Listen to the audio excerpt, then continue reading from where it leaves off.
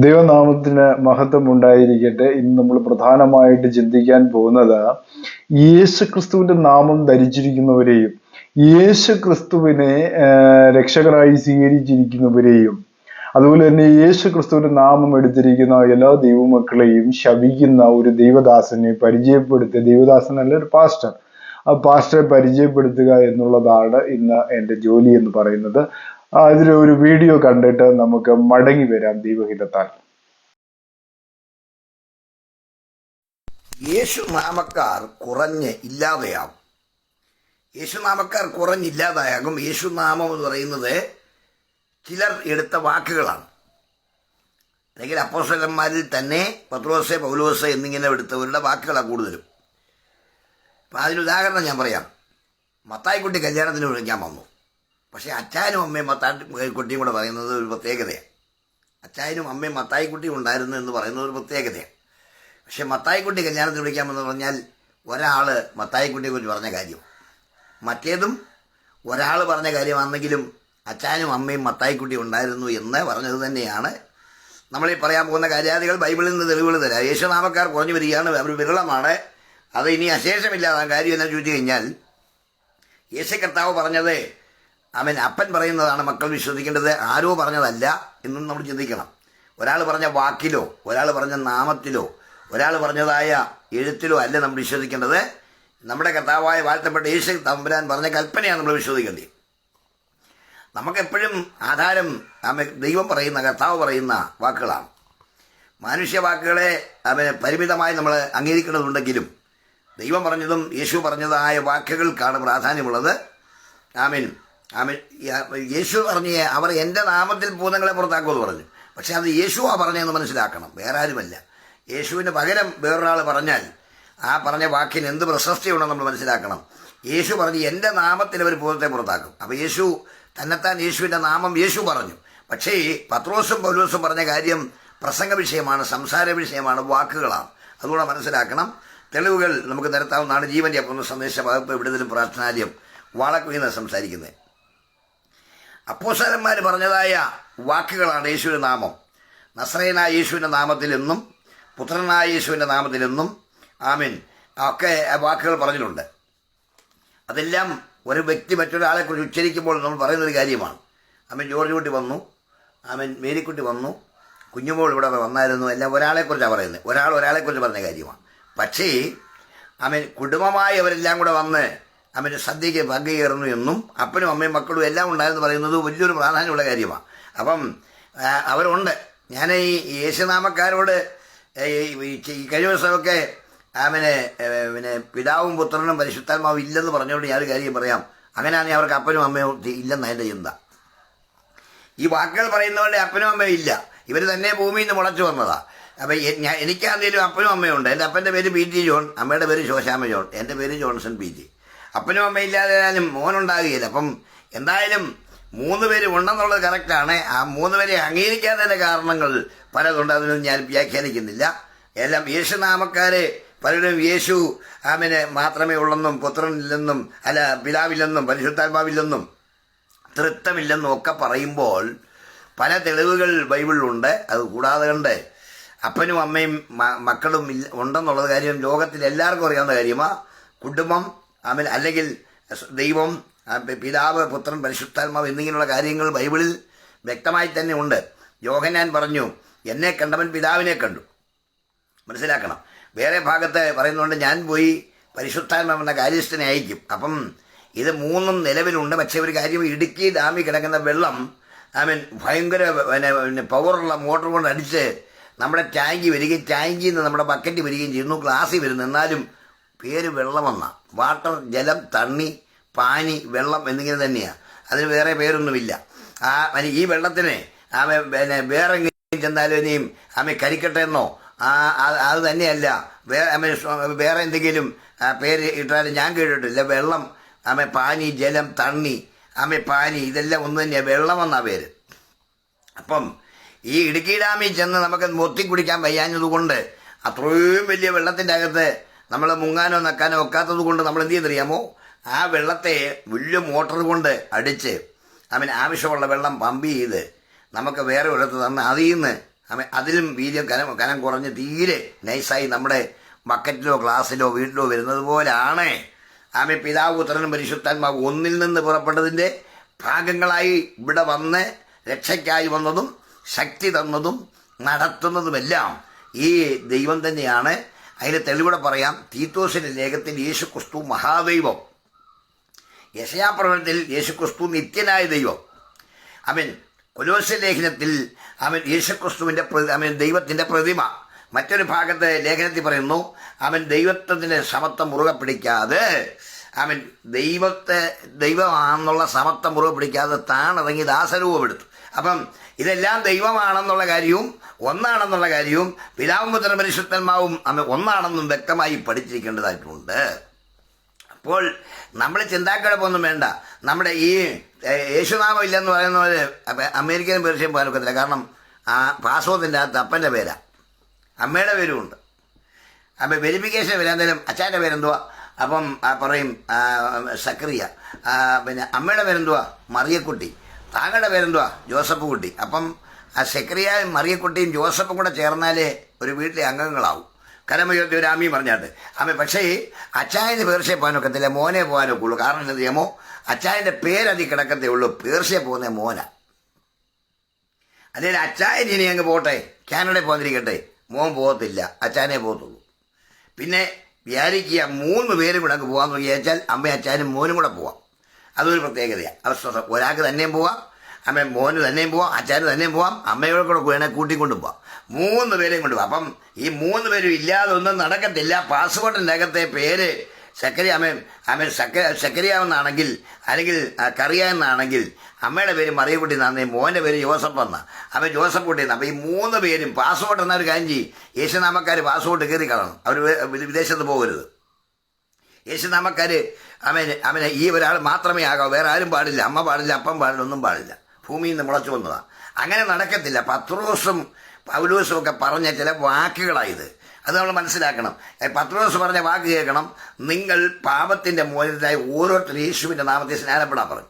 അത് പത്രോസ് എന്ന് പറഞ്ഞാൽ നിങ്ങൾ മനസ്സിലാക്കണം. എല്ലാവരും പറയുന്നത് പത്രോസ് ഭയങ്കര വിശപ്പാന്ന് പറഞ്ഞു. പക്ഷേ അപ്പോസ്തലപ്രവൃത്തിയിൽ സാമാന്യം വിദ്യാഭ്യാസം ഇല്ലാത്തവരെന്ന് കണ്ടിട്ടും ഇവിടെ ഞാനും മീൻ പിടിച്ച് നടന്ന പുള്ളി യേശുവിൻ്റെ കൂടെ നടന്ന് അഭ്യസിച്ചത് മാത്രമേ ഉള്ളൂ. പുള്ളി ബൈബിൾ കോളേജിലൊന്നും പോയിട്ടില്ല, യേശുവിൻ്റെ പാദമെടുത്ത് പിടിച്ചോനെ. അദ്ദേഹം പ്രസംഗിച്ച കൂട്ടത്തിൽ വന്ന വാക്കിലൊരു വാക്ക് യേശുവിൻ്റെ നാമം, അതേ കയറി പിടിച്ചിരിക്കുക. പിന്നെ ഒരു ഭാഗത്ത് അപ്പോസ്തലപ്രവൃത്തി 19-ാം അധ്യായത്തിൽ വായിക്കുന്നു, ഈ അപ്പൊല്ലോസ് കൊരിന്ത്യയിലിരിക്കുമ്പോൾ പൗലോസ് ഉൾപ്രദേശം കൂടെ നടന്നുപോയി. നടന്നുപോയിട്ട് നിങ്ങൾ ഏത് സ്നാനമാണ്, നിങ്ങൾ പരിശുദ്ധാത്മാവ് ഉണ്ടെന്ന് കേട്ടിട്ടുണ്ടോ? ഉണ്ടെന്ന് പോലും കേട്ടിട്ടില്ല. പിന്നെ ഏത് സ്നാനമാണ്? യോഹന്നാൻ സ്നാനം. ഉടനെ പൗലോസ് പറഞ്ഞു, നിങ്ങൾ യേശുക്രിസ്തുവിൻ്റെ നാമത്തിൽ സ്നാനപ്പെടണമെന്ന്. അതും പൗലോസിൻ്റെ വാക്കാണ്, അത് മനസ്സിലായിക്കോണം. ഉപദേശമല്ല, ഉപദേശത്തിൻ്റെ അടിസ്ഥാന ഉപദേശമല്ല, പൗലോസ് പറഞ്ഞ പ്രസംഗവാക്ക അല്ലെങ്കിൽ സംസാര വാക്ക. ഒരു വ്യക്തിയെ എടുത്ത് കാണിക്കുമ്പോൾ ഞാനിപ്പോൾ ചൂണ്ടിക്കാണിക്കുന്നത് നമ്മുടെ കിഴക്കേലെ അവറച്ചൻ എന്നല്ലേ പറയത്തുള്ളൂ. അദ്ദേഹത്തിൻ്റെ വല്യപ്പൻ്റെ പേരൊന്നും എടുത്ത് പറയത്തില്ല.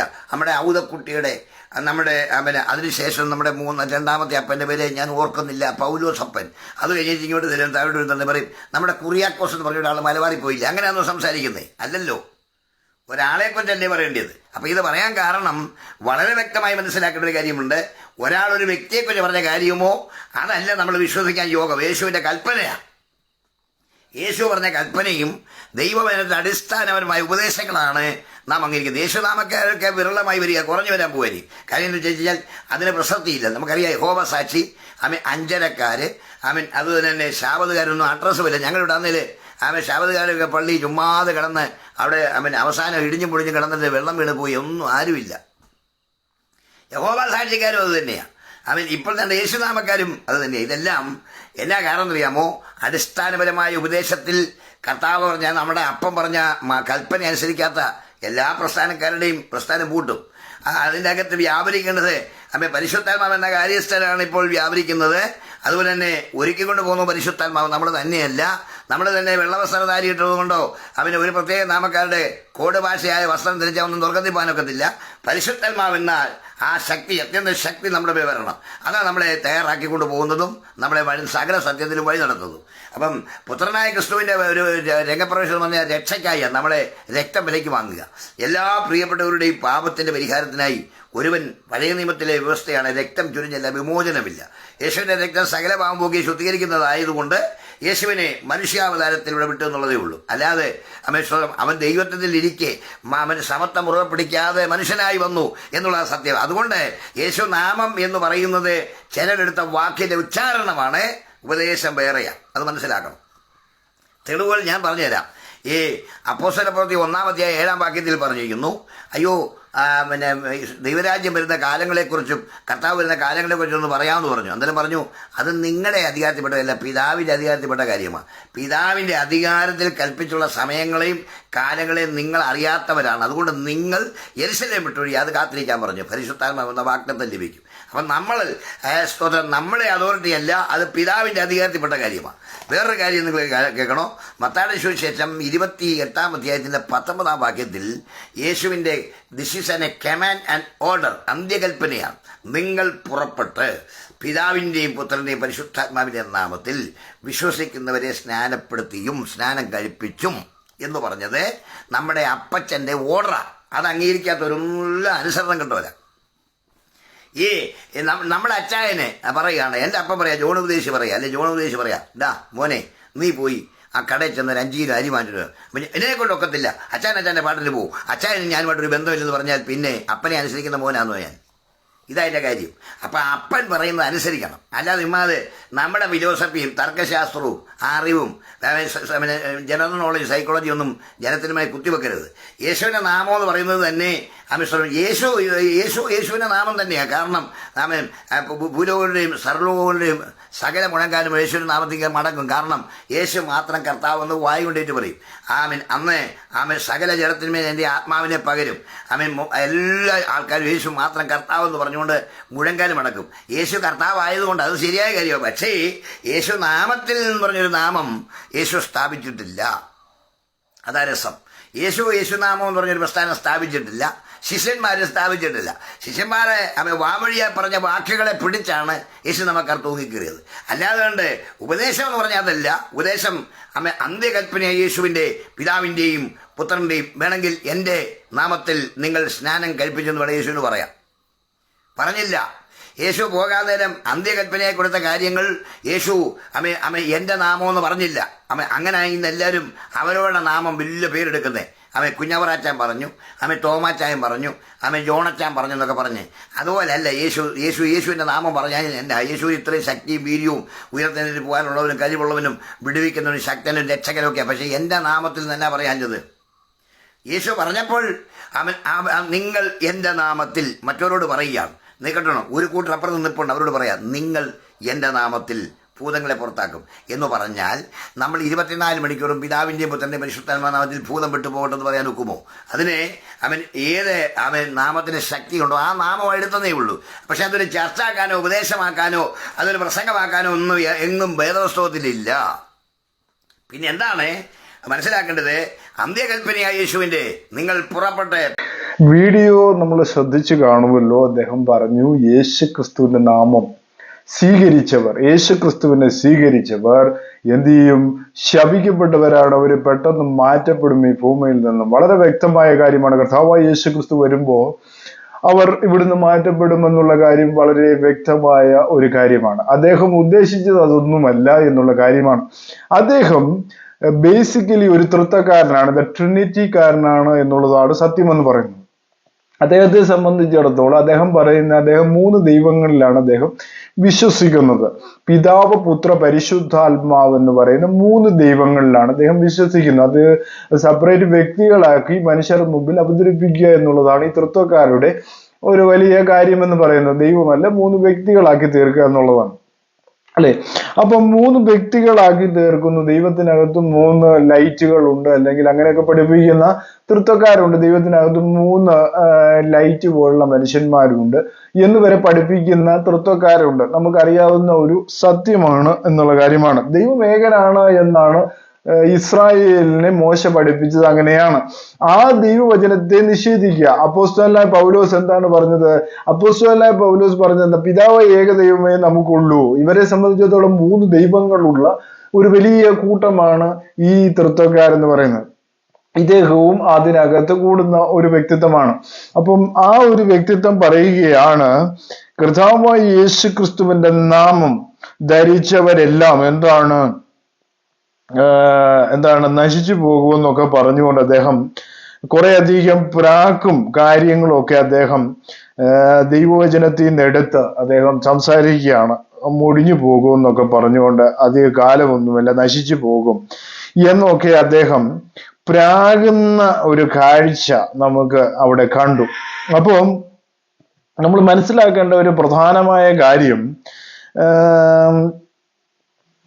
അപ്പോൾ നമ്മൾ വായിക്കുമ്പോൾ സങ്കീർത്തനങ്ങളുടെ പുസ്തകം 118:25 നമ്മൾ വായിക്കുമ്പോൾ അവിടെ എഴുതിയിരിക്കുകയാണ്, യഹോവേ ഞങ്ങളെ രക്ഷിക്കണമേ, യഹോവേ ഞങ്ങൾക്ക് ശുഭത നൽകണമേ. അപ്പോ യഹോവയുടെ നാമത്തിൽ വരുന്നവൻ വാഴ്ത്തപ്പെട്ടവൻ, ഞങ്ങൾ യഹോവയുടെ ആലയത്തിൽ നിന്ന് നിങ്ങളെ അനുഗ്രഹിക്കുന്നു. അപ്പൊ യഹോവയായ ദൈവം, അതായത് ഏക ദൈവമേ നമുക്കുള്ളൂ, ആ ദൈവം യഹോവയാണ് എന്ന് പഴയ നിയമത്തിൽ വളരെ വ്യക്തമായിട്ട് യാഹുവയെ കുറിച്ച് പറയുന്നു. യാഹുവയുടെ മനുഷ്യ പ്രത്യക്ഷതയായ യേശു ക്രിസ്തുവിനെയാണ് അദ്ദേഹം പറഞ്ഞത്. ആ നാമത്തെ ധരിക്കാതെ ഞാനോ അദ്ദേഹമോ ആരാണെങ്കിലും ഈ ഭൂമിയിൽ നിന്ന് രക്ഷപ്പെടുമെന്ന് യാതൊരു ഉറപ്പുമില്ല. പിന്നെ അദ്ദേഹം പറയുകയാണ് രക്ഷപ്പെടുവാനായിട്ട് യേശു ക്രിസ്തുവിന്റെ നാമം, അവർക്ക് പിതാവില്ല, പുത്രനില്ല, പരിശുദ്ധാത്മാവില്ല എന്നാണ് അദ്ദേഹം പറയുന്നത്.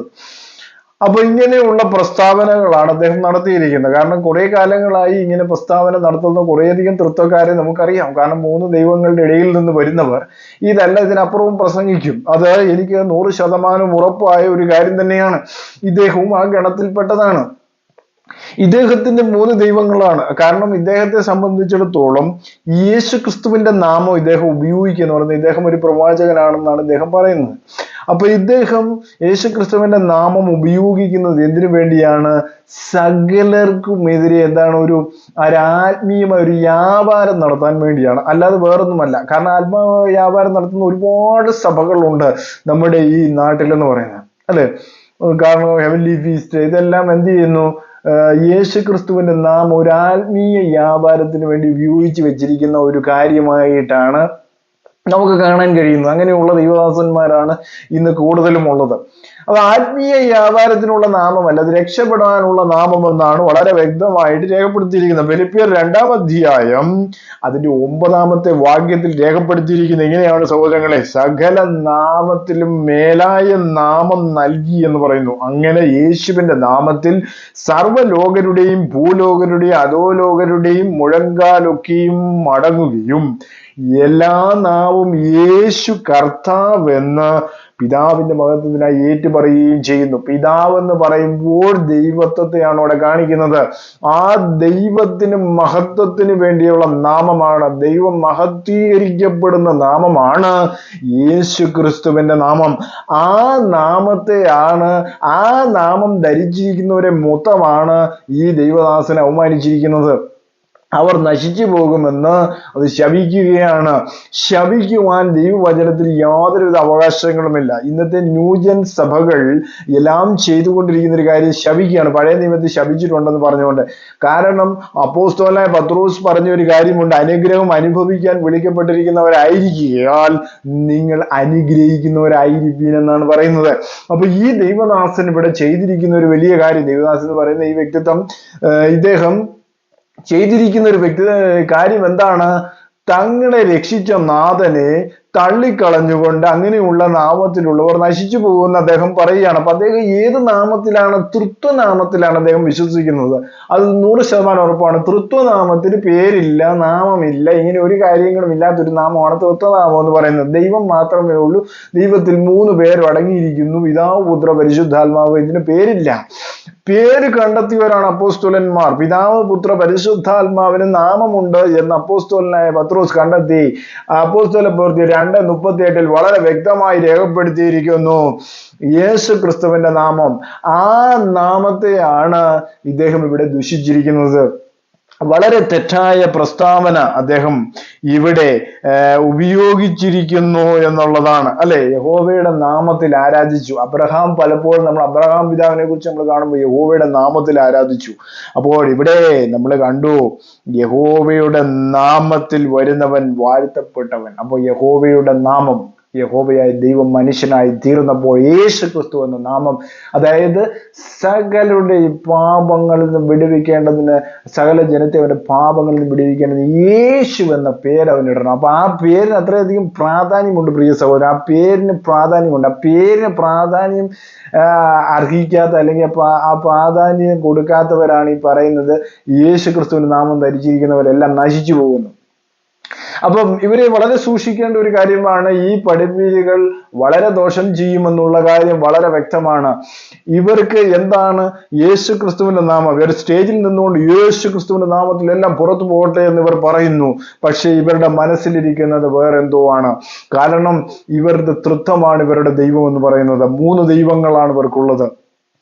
കാരണം യേശു ക്രിസ്തുവിന്റെ നാമം ഇവർ പൂർണ്ണമായി പറയുമെങ്കിലും ഇവർക്ക് ചോദിച്ചു വരുമ്പോൾ ഇവർക്ക് 3 ദൈവങ്ങളുണ്ട്. അങ്ങനെയുള്ള ഇവർ പറയുകയാണ് പിതാവില്ല പുത്രനില്ല എന്ന്.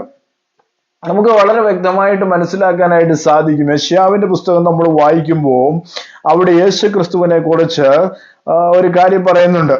യെശയ്യാവ് 9:6 നമ്മൾ വായിക്കുമ്പോൾ 9-ാമത്തെ അധ്യായം 6-ാം വാക്യം, നമുക്കൊരു ശിശു ജനിച്ചിരിക്കുന്നു, നമുക്കൊരു മകൻ നൽകപ്പെട്ടിരിക്കുന്നു, ആധിപത്യം അവന്റെ തോളിലിരിക്കും, അവൻ അത്ഭുത മന്ത്രി, വീരനാം ദൈവം, നിത്യപിതാവ്. വളരെ ശ്രദ്ധിക്കേണ്ട ഒരു കാര്യമാണ്, നിത്യപിതാവാണ്. ആ വരുന്ന മനുഷ്യൻ നിത്യപിതാവ് എന്നാണ് പറഞ്ഞിരിക്കുന്നത്. ആ ജനിച്ച ശിശു ആരാണ്? നിത്യപിതാവെന്ന് പറഞ്ഞിട്ട് അവിടെ പറയാണ്, ഇപ്പോൾ ഈ ഭാഷ പറയുകയാണ്, അവിടെ പിതാവ് നമുക്കില്ലെന്ന്. എന്ത് മണ്ണത്തരമാണ് അദ്ദേഹം പറയുന്നത്.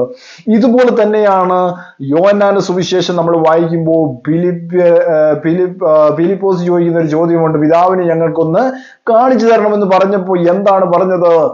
ഞാൻ ഇത്രയും നാളെ നിന്റെ കൂടെ ഇരുന്നിട്ട് നീ എന്നെ അറിയുന്നില്ലയോ ഫിലിപ്പോസ് എന്ന് ചോദിച്ചപ്പോൾ ആ മറുപടിയിൽ നിന്ന് തന്നെ വളരെ വ്യക്തമാണ്, യേശു ക്രിസ്തു അവൻ മനുഷ്യനായി തീർന്ന ദൈവമാണ്. അപ്പം പിതാവായ ദൈവം മനുഷ്യനായി ഭൂമിയിൽ ഇറങ്ങി വരികയായിരുന്നു.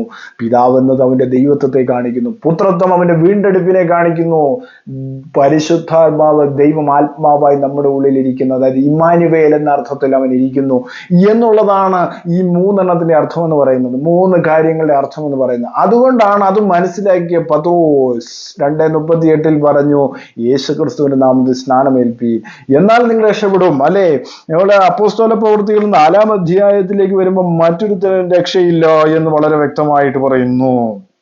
അല്ലെ, ആകാശത്തിന്റെ കീഴിൽ മനുഷ്യരുടെ ഇടയിൽ നൽകപ്പെട്ടിരിക്കുന്ന ഒരേ ഒരു നാമമേ ഉള്ളൂ. ആ നാമത്തെയാണ് ഈ അറിവില്ലാതെ ഈ പാസ്റ്റർ എന്ത് ചെയ്തത്? ശപിച്ചു വിട്ടത്. കാരണം ഇത്രയും കാലം കൊണ്ട്. അപ്പൊ അദ്ദേഹത്തിന്റെ പ്രവചനം അവിടെ പൊളിയല്ലേ. കാരണം തന്നെ വിടുവിച്ച ആ നാഥനെ അല്ലേ അദ്ദേഹം തള്ളിപ്പറഞ്ഞത്. വളരെ ശ്രദ്ധിക്കേണ്ട ഒരു കാര്യമാണ്. കർത്താവായ യേശു ക്രിസ്തുവിനെ തള്ളിപ്പറഞ്ഞു കഴിഞ്ഞാൽ ആ ഏക സത്യം, ഏക വഴി, ആ വഴിയെ തള്ളിക്കളയുന്നവർക്കൊന്നും ഒരു രക്ഷയും കാണത്തില്ല. ആ നാമം എന്ന് പറയുന്നത് ഏക വഴിയാണ്, ഏക സത്യമാണ്. ആ സത്യത്തെ കളഞ്ഞുകൊണ്ട് താങ്കൾ എങ്ങനെ പിതാവിന്റെ അടുക്കൽ ചെല്ലും? വളരെ ചിന്തിക്കേണ്ട ഒരു വസ്തുതയാണ്. അതിനെ തള്ളിക്കളഞ്ഞുകൊണ്ട്, അല്ലേ, അതിനെ തള്ളിക്കളഞ്ഞുകൊണ്ട് ഒരിക്കലും ഈ പാസ്റ്റർ അല്ല ഒരു തൃത്തക്കാർക്കും ചെല്ലാൻ കഴിയുകയില്ല. അതുകൊണ്ടാണ് തൃത്തക്കാർക്ക് യേശു ക്രിസ്തുവിന്റെ നാമം പറയുമ്പോൾ വളരെയധികം പുച്ഛവും നിന്ദയും ഒക്കെ അറിയപ്പെടുന്നത്, അല്ലെ, യേശു ക്രിസ്തുവിന്റെ നാമം പറയുമ്പോൾ. കാരണം അതൊരു എന്താ പറയാ, അവരെ സംബന്ധിച്ചിടത്തോളം, കാരണം അവർ തൃത്വത്തിൽ വിശ്വസിക്കുന്നവരാണെന്ന് അവർ പറയുന്നത്. അവർ തൃത്വക്കാരാണ്, 3 ദൈവങ്ങളിൽ വിശ്വസിക്കുന്നവരാണ് എന്നുള്ള കാര്യമാണ് അതിനകത്ത് മനസ്സിലാക്കേണ്ട ഏറ്റവും വലിയൊരു കാര്യം എന്ന് പറയുന്നത്. അല്ലെ, 1 പത്രോസ് നമുക്ക് വായിക്കാം. അവിടെ നമുക്ക് കാണാൻ കഴിയുന്നു 4-ാം അധ്യായത്തിലേക്ക് വരുമ്പോൾ അതിന്റെ 12-ാമത്തെ വാക്യത്തില് വളരെ എഴുതിയിരിക്കുകയാണ്. അപ്പൊ ഇങ്ങനെയുള്ളവർക്ക് വേണ്ടിയുള്ള മറുപടിയാണിത്. അല്ലെ, ക്രിസ്തുവിന്റെ കഷ്ടങ്ങൾക്ക് പങ്കുള്ളവരാവും തോറും സന്തോഷിച്ചു കൊള്ളുവിൻ. അങ്ങനെ നിങ്ങൾ അവന്റെ തേജസ്സിന്റെ പ്രത്യക്ഷതയിൽ ഉല്ലസിച്ച് ആനന്ദിപ്പാൻ ഇടവരും.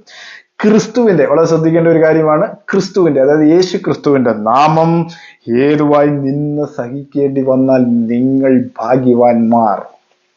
വളരെ ശ്രദ്ധിക്കേണ്ട ഒരു കാര്യമാണ്. ഇദ്ദേഹത്തെ സംബന്ധിച്ചിടത്തോളം ഇദ്ദേഹത്തിന് തൃത്വനാമത്തിലാണ് കഷ്ടം സഹിക്കാൻ ഇഷ്ടം, യേശു ക്രിസ്തുവിന്റെ നാമത്തിലല്ല. അതാണ് അവിടെ മനസ്സിലാക്കേണ്ട ഏറ്റവും വലിയൊരു കാര്യം എന്ന് പറയുന്നത്, അല്ലെ? യേശു ക്രിസ്തുവിന്റെ നാമത്തിലാണ് ഇദ്ദേഹം കഷ്ടം സഹിക്കാനായിട്ടല്ല ഇദ്ദേഹം തയ്യാറാകുന്നത്, തൃത്വനാമത്തിൽ കഷ്ടം അനുഭവിക്കാൻ ഇരിക്കുകയാണ്. അങ്ങനെ സാർ അല്ലെങ്കിൽ അങ്ങനെ ആ പാസ്റ്റർ പോവെന്ന് വിചാരിക്കേണ്ട പാസ്റ്ററെ. ഞാൻ ഉള്ള കാര്യം ഞാൻ പാസ്റ്ററോട് തുറന്നു പറയുന്നതിൽ എനിക്ക് യാതൊരു വിഷമവും ഇല്ല. കാരണം ഇത് ദൈവവചനമാണ്, ഇത് നമുക്ക് കളിക്കാനുള്ള സാധനമല്ല. അതുകൊണ്ടാണ് ഞാൻ പറഞ്ഞത്, വളരെ വ്യക്തമായിട്ട് ഞാൻ പറയുന്നത്, യേശു ക്രിസ്തുവിന്റെ നാമത്തിലൂടെ അല്ലാതെ വേറൊരു രക്ഷ ഇനി വരാൻ പോകുന്നില്ല. കാരണം യേശു ക്രിസ്തുവിനെ വിളിക്കുന്നവന് മാത്രമേ പിതാവുള്ളൂ, അല്ലാതെ യാതൊരു പിതാവിനെ ആർക്കും കിട്ടാൻ പോകുന്നില്ല. ഞാൻ ഉറപ്പിച്ചു പറയുന്നു, യേശു ക്രിസ്തുവിനെ വിളിക്കുന്നവന് മാത്രമേ പിതാവിനെ ലഭിക്കുകയുള്ളൂ. അല്ലാതെ ദൈവം പിതാവായിട്ട് അറിയപ്പെടുകയുള്ളൂ. യേശു ക്രിസ്തുവിന്റെ നാമം ധരിക്കാതെ നിങ്ങൾ എങ്ങനെ പിതാവിനെ സ്വീകരിക്കും? അത് വളരെ ശ്രദ്ധിക്കേണ്ട ഒരു പോയിന്റാണ്. 3 ദൈവങ്ങളുടെ നാമത്തിലുള്ള സ്നാനം ചെയ്തത് കൊണ്ട് നിങ്ങൾ ഒരിക്കലും പിതാവിന്റെ അടുക്കൽ ചെല്ലുന്നില്ല. കാരണം യേശു ക്രിസ്തുവിന്റെ നാമം എന്ന് പറയുന്നത് ദൈവം തന്നിരിക്കുന്ന ഒരു വഴിയാണ്.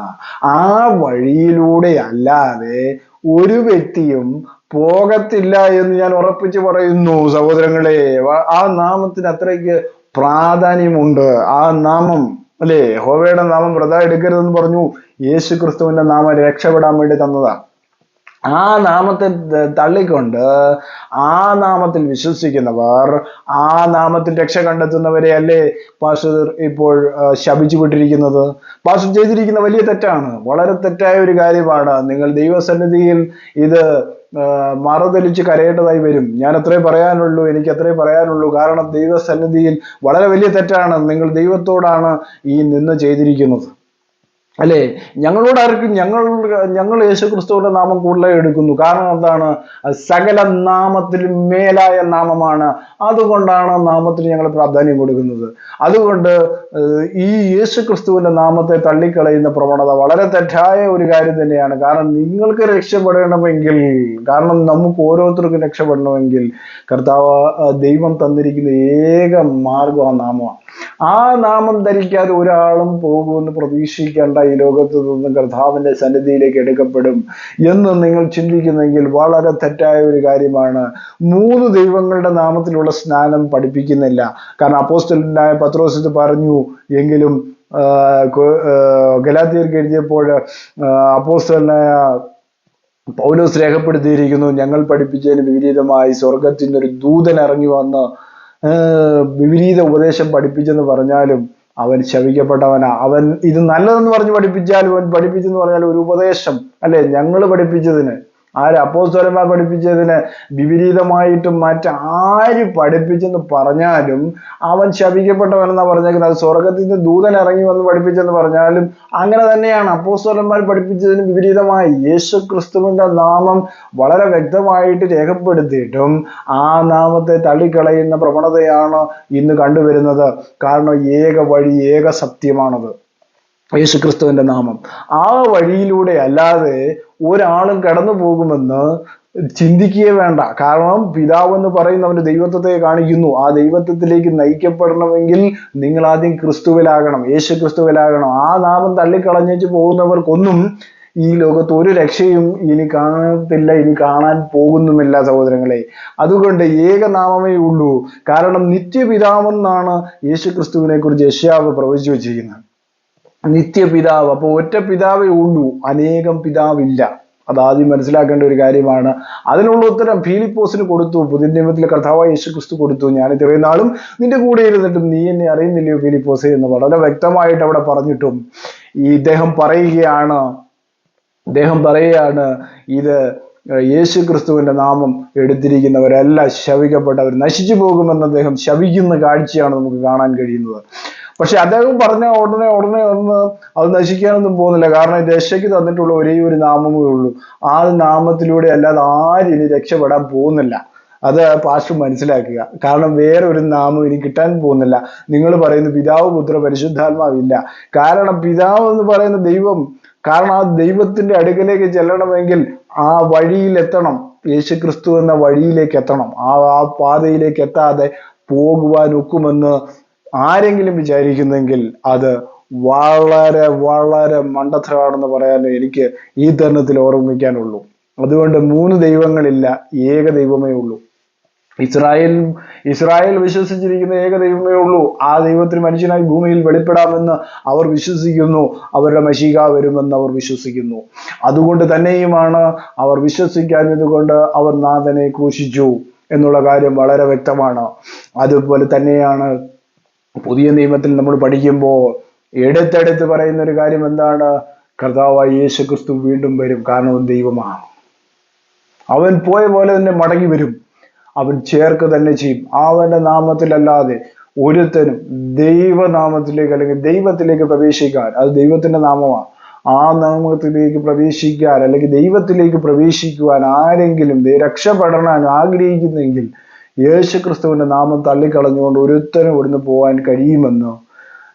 കഴിയില്ല എന്ന് ഞാൻ ഉറപ്പിച്ച് പറഞ്ഞുകൊട്ടെ. കാരണം യേശു ക്രിസ്തുവിന്റെ നാമം തള്ളിക്കളയുന്നവനെ യേശു ക്രിസ്തു തള്ളിക്കളയും, യാതൊരു സംശയമില്ല. കർത്താവിന്റെ നാമം തള്ളിക്കളയുന്നവനെ കർത്താവ് തള്ളിക്കളയും, യാതൊരു സംശയമില്ല. അതുകൊണ്ട് ഞാൻ വളരെ വ്യക്തമായിട്ട് പറയുകയാണ്, ഈ പറയുന്ന വ്യത്യാസങ്ങൾ, യേശു ക്രിസ്തുവിന്റെ നാമം ധരിച്ചിരിക്കുന്നവരെ യേശു ക്രിസ്തു അല്ല എന്ന് പറഞ്ഞ് പഠിപ്പിക്കുന്ന, യേശു നാമക്കാരെന്ന് പറഞ്ഞ് പരിഹസിക്കുന്ന, അതല്ല ഞാനിപ്പോ വായിച്ചത് പത്രോസിന്റെ ലേഖനത്തിൽ വളരെ വ്യക്തമായി അതിനെക്കുറിച്ച് രേഖപ്പെടുത്തി വെച്ചിട്ടുണ്ട് അല്ലേ? പത്രോസിന്റെ ലേഖനത്തിൽ നമ്മൾ എന്താണ് വായിച്ചത്?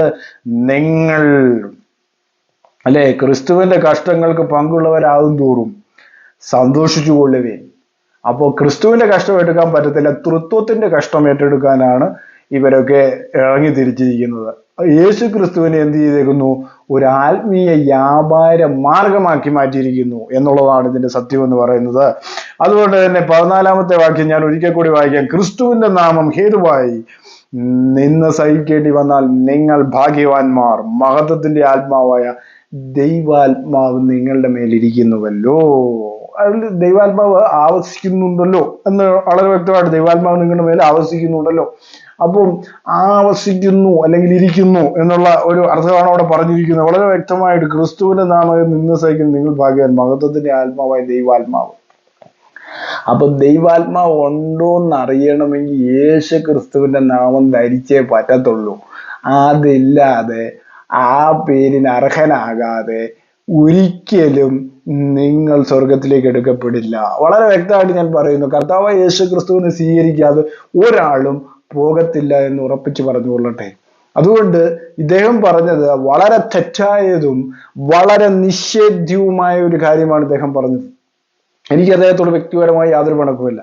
പക്ഷേ അദ്ദേഹം കർത്താവായ യേശു ക്രിസ്തുവിനെ താഴ്ത്തി സംസാരിച്ചു. കാരണം സകല നാമത്തിലും മേലായ നാമമായ ക്രിസ്തുവിന്റെ നാമത്തെയാണ് അദ്ദേഹം അപമാനിച്ചത്. അപ്പോ അതുകൊണ്ട് തന്നെയും ഇത് പറയാതിരിക്കാൻ നിവർത്തിയില്ല എന്നതുകൊണ്ട് തന്നെയാണ് ഈ വീഡിയോ ഇപ്പൊ ചെയ്യുവാനായിട്ട് തീരുമാനിച്ചത്. അതുകൊണ്ട് കർത്താവിന്റെ കഷ്ടങ്ങളിൽ ഭാഗ്യമുള്ളവരായി ഇങ്ങനെയുള്ള ആത്മീയ വ്യാപാരക്കാരെ തിരിച്ചറിയുക. കാരണം യേശു ക്രിസ്തുവിന്റെ നാമത്തിൽ ഭൂതങ്ങളെ പുറത്താക്കുന്നു, യേശു ക്രിസ്തുവിന്റെ നാമത്തിൽ ഞങ്ങൾ രോഗികളെ സൗഖ്യമാക്കുന്നു, യേശു ക്രിസ്തുവിന്റെ നാമത്തിൽ ഞങ്ങൾ പ്രവചിക്കുന്നു. ഇങ്ങനെയുള്ളവരെ തിരിച്ചറിയുക. നിങ്ങൾ തിരിച്ചറിയേണ്ടത് വളരെ അത്യാവശ്യമായിരിക്കുന്നു. കാരണം ഇതൊരു ആത്മീയ വ്യാപാരമാക്കി തീർത്തിരിക്കുന്നു. പല ആളുകളും ആത്മീയ വ്യാപാരങ്ങളിൽ ഒതുക്കി തീർക്കുകയാണ് കർത്താവായ യേശു ക്രിസ്തുവിന്റെ നാമം. കർത്താവായ യേശു ക്രിസ്തുവിന്റെ നാമം രക്ഷപ്പെടാനുള്ള നാമമാണ്, ആത്മീയ വ്യാപാരം ഉണ്ടാക്കാനല്ല. എനിക്കും നിങ്ങൾക്കും രക്ഷപ്പെടണമെങ്കിൽ ആകാശത്തിന്റെ കീഴിൽ ഭൂമിക്ക് കീഴിൽ മനുഷ്യരുടെ ഇടയിൽ തന്നിരിക്കുന്ന ഒരേ ഒരു നാമമേ ഉള്ളൂ. ആ നാമം വിളിക്കാതെ ഒരുത്തനും ഇവിടുന്ന് പോകാമെന്ന് ചിന്തിക്കുക വേണ്ട. ആ നാമത്തിലൂടെ അല്ലാതെ ഒരാളും പോവുകയല്ല. ഉറപ്പ് ഞാൻ പറഞ്ഞോട്ടെ, തൃത്വനാമത്തിൽ ഒരു രക്ഷയും ഇല്ലെന്ന് ഞാൻ ഉറപ്പിച്ച് എപ്പോഴും പറയുന്നു. കാരണം മഹത്വത്തിന്റെ ആത്മാവായ ദൈവാത്മാവ് നിങ്ങളിൽ ആവസിക്കുന്നുണ്ടല്ലോ. കാരണം യേശു ക്രിസ്തുവിന്റെ നാമം എടുക്കുന്നവന് മാത്രമേ ഉള്ളൂ ദൈവത്തിന്റെ ആത്മാവ് ആവസിക്കത്തുള്ളൂ. അല്ലാത്തവരിലൊന്നും ഒരാത്മാവ് ആവസിക്കുന്നില്ല. ഇവരൊക്കെ ഇങ്ങനെ പറയുന്നതേ ഉള്ളൂ യേശു ക്രിസ്തുവിന്റെ നാമം, അവരിൽ ദൈവാത്മാവ് ആവസിക്കുന്നുണ്ടോ എന്ന് നമ്മൾ തിരിച്ചറിയേണ്ടതായിരിക്കുന്നു. അതുകൊണ്ട് ഈ വചനങ്ങൾ നിങ്ങൾക്ക് അനുഗ്രഹപ്രദമായെങ്കിൽ, എന്നെ ഫോളോ ചെയ്യാൻ ആഗ്രഹിക്കുന്നെങ്കിൽ ഈ ചാനൽ ലൈക്ക് ചെയ്യുക, ബുക്ക് ഓഫ് ലോർഡ് ലൈക്ക് ചെയ്യുക, സബ്സ്ക്രൈബ് ചെയ്യുക. God bless you.